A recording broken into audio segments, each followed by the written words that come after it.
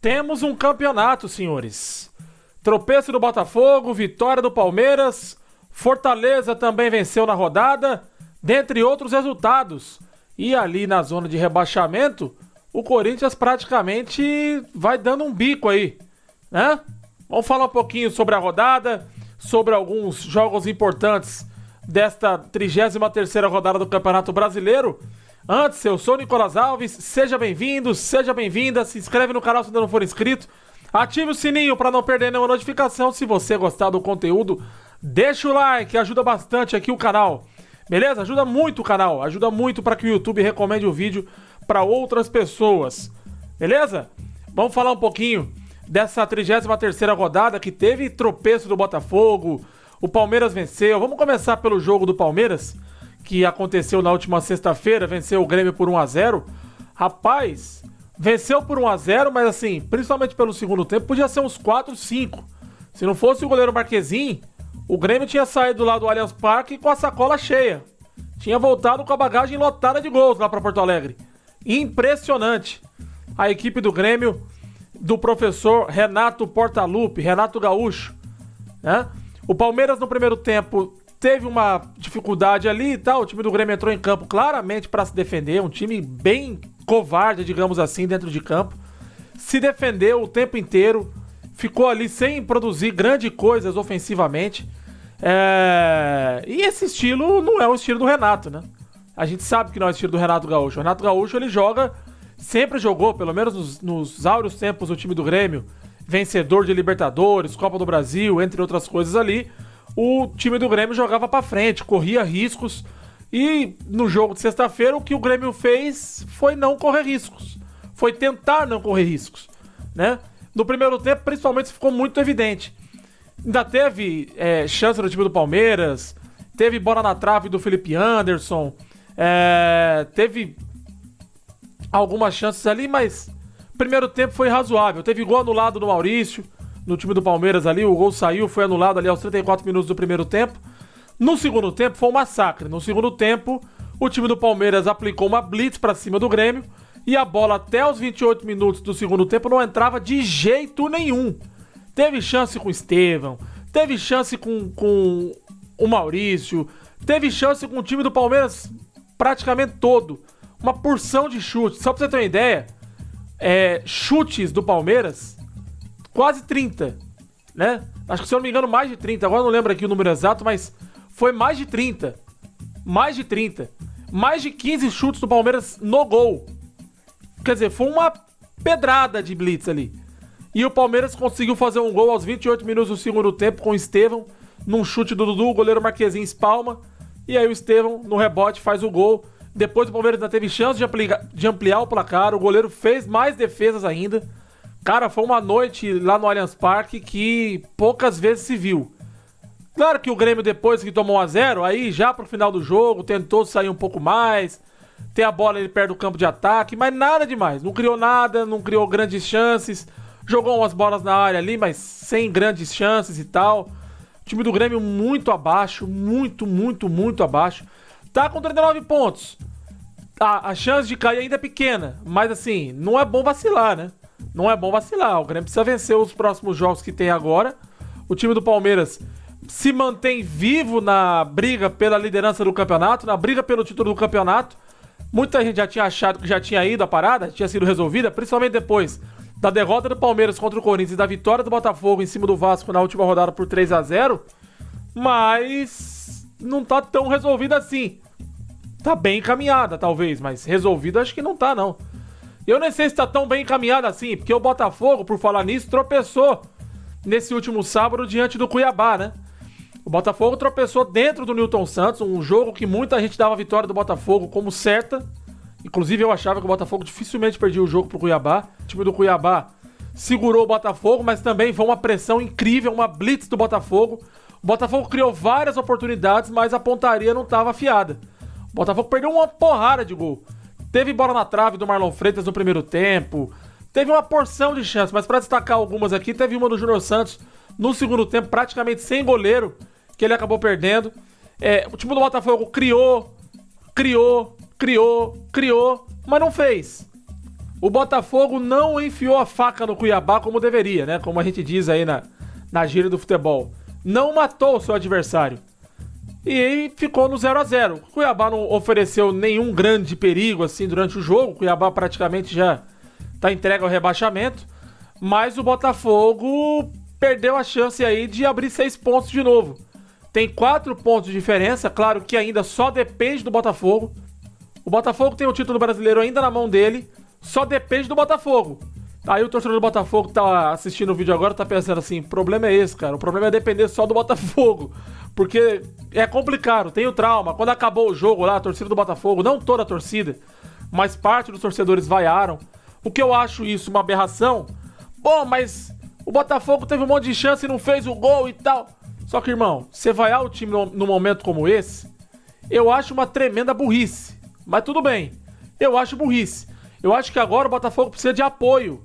Você pode achar que o time, tá perdendo muitas oportunidades, como foi no jogo de ontem. Mas assim, cara, vaiar o time do Botafogo, nesse momento, o Botafogo precisando do apoio da torcida.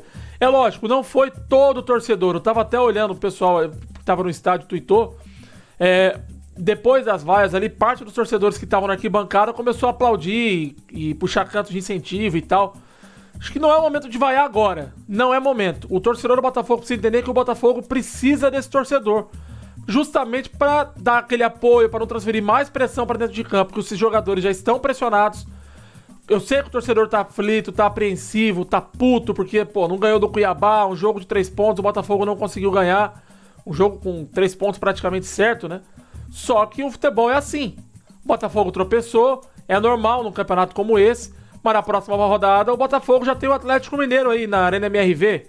É uma prévia do que pode acontecer na final da Libertadores, né? Esse jogo que vai acontecer no dia 20, porque o Campeonato Brasileiro vai ficar parado agora por 10 dias por conta da data FIFA. Esse jogo vai acontecer no dia 20 lá na Arena MRV.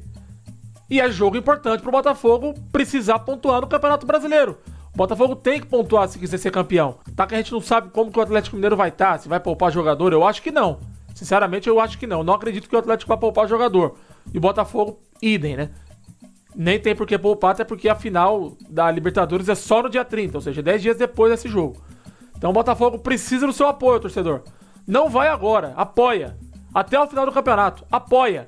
O Botafogo precisa. Vocês querem ser campeão? Abracem o time, carreguem o time no colo. Mostra pro time, pros jogadores que estão lá, pro Arthur Jorge, que você tá junto com o time. E vão pra dentro. Mas tropeçou hoje, um resultado que muita gente não esperava. Dá pra se considerar um mau resultado, sim, porque é contra o Cuiabá, o vice-lanterna do Campeonato Brasileiro. Mas tem que levantar a cabeça. Daqui 10 dias tem outra partida importantíssima aí pro Glorioso, pra Estrela Solitária. Vamos falar do Corinthians, agora mudando um pouco de assunto aqui, indo pra parte de baixo da tabela. No caso, agora indo pra meio de tabela, porque quem diria que o Corinthians iria dormir até quarta-feira, inclusive, na 10ª colocação do Campeonato Brasileiro, já que Atlético Mineiro e Flamengo pelo Campeonato Brasileiro só jogam na próxima quarta-feira. E o Atlético Mineiro era o 10º colocado e o Corinthians ultrapassou na tabela. 41 pontos. Quem diria, venceu o Vitória por 2-1, começou o jogo, uma pressão do Vitória muito grande ali nos primeiros 20 minutos, 15 minutos. O Vitória fez 1-0 com 9 minutos no primeiro tempo, num erro de saída de bola do Hugo Souza, cara, que vem salvando o time do Corinthians em inúmeras oportunidades, falhou feio, inclusive, uma falha grotesca. Ele foi, numa bola recuada, ele foi sair jogando com a perna direita ali, escorregou, tropeçou na grama, enfim. Não sei o que aconteceu ali, não consegui entender até agora, mas foi uma falha muito grotesca, muito bizarra. O Corinthians toma logo o gol aos 9 minutos, o gol do Alejandro pro Vitória. Só que o Vitória continua pressionando, mas diminui o ritmo, né? O que é normal. Ali pros 20, 25 minutos é normal. Um time que começa em cima o tempo todo vai diminuir o ritmo, até porque ninguém aguenta fisicamente 90 minutos ficar em cima do outro time com intensidade alta. E o Vitória vem conseguindo se distanciar da zona de rebaixamento. Para você ter uma ideia, o Vitória com essa derrota continuou na 13ª colocação. E até pouco tempo atrás, Corinthians e Vitória brigavam para não cair diretamente. Tanto que eu falava aqui, gente, o confronto direto com o Corinthians na tabela do Campeonato Brasileiro é com o Vitória, para sair, para se livrar do rebaixamento. Foi confronto direto, sim, mas porque o Corinthians alcançou o Vitória, porque se fosse ao contrário, o Vitória chegou a distanciar do Corinthians uma época aí e tava correndo esse risco do Corinthians chegar nesse jogo contra o Vitória com diferença de 6, 7 pontos, e aí não seria um confronto direto, evidentemente, né? Seria um desafio pro Corinthians tentar se aproximar ali do Vitória, dos times que estavam ali no meio de tabela, se afastar um pouco da zona de rebaixamento.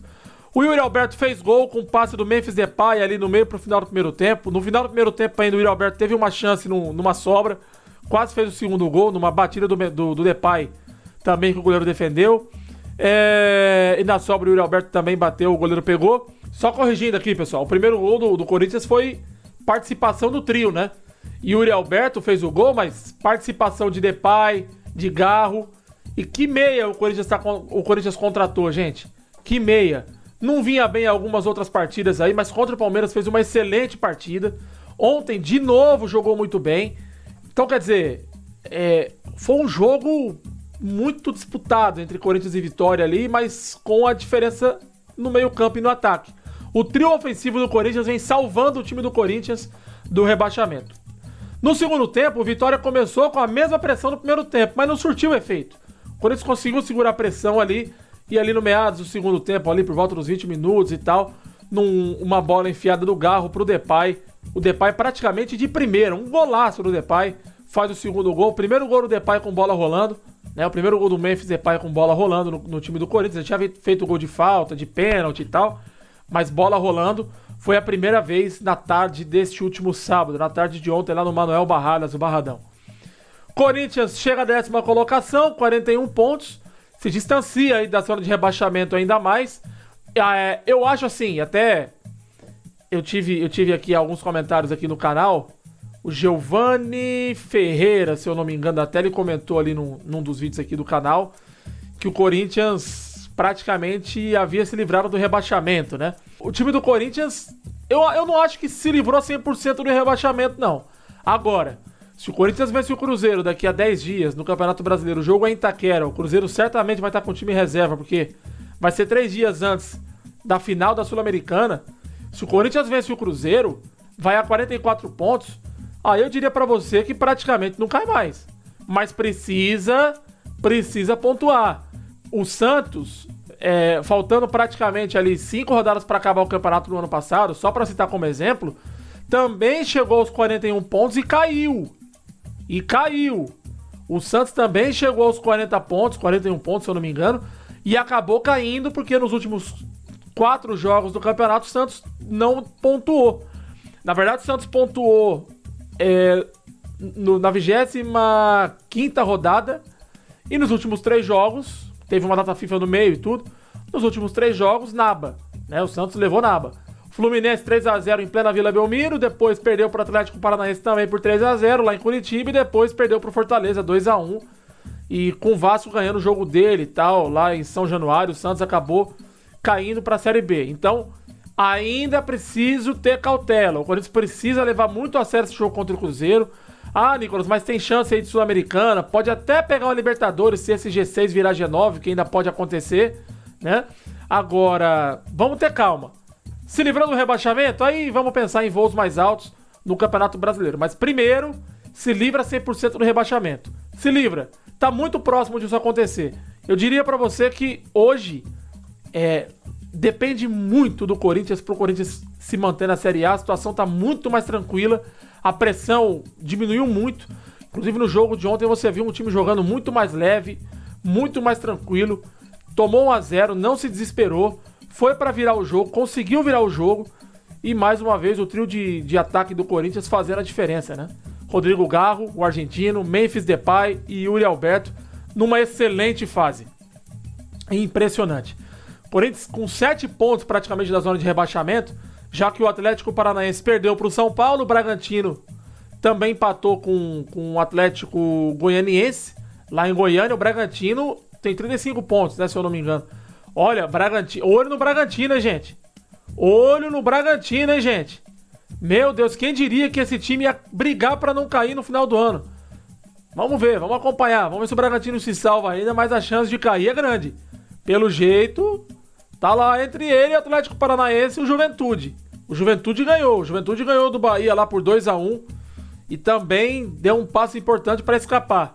O Juventude era outro time também que eu não imaginava que iria brigar para não cair. Começou muito bem o campeonato, mas está ali nas últimas rodadas brigando ali ao 16º colocado do Campeonato Brasileiro. Tô gravando esse vídeo aqui já por volta das 2 horas da manhã deste domingo, né? Então talvez você possa estar estranhando. Pô, tem hora que ele fala ontem, hoje, é força do hábito, gente. Me perdoem aí. Mas é isso. Falei da rodada do Campeonato Brasileiro, os principais destaques do Campeonato Brasileiro. Ainda tem um jogo para acontecer, né? Já aconteceu 9 jogos do campeonato. Tivemos a vitória do Inter contra o Fluminense 2-0. Que recuperação do Internacional. Que arrancada com o Roger Machado. O Inter chegou a brigar para não cair. Tudo bem, tinha 5 jogos a menos.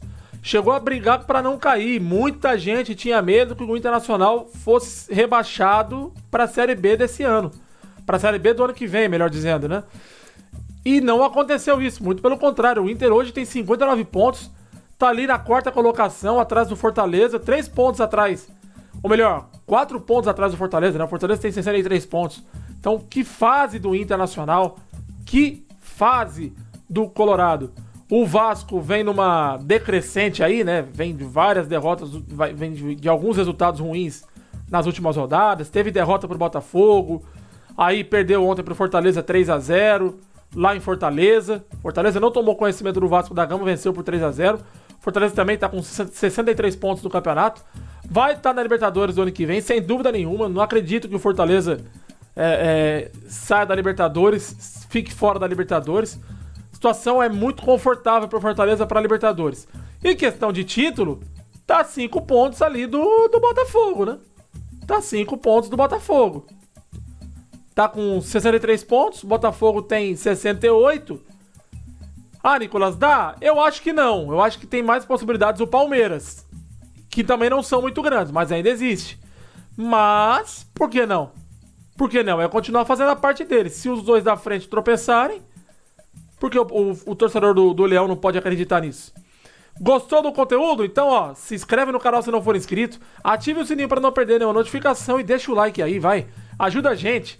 Valeu? Muito obrigado. Muito obrigado a todos. Até o próximo vídeo, pessoal. Fiquem todos com Deus. Valeu!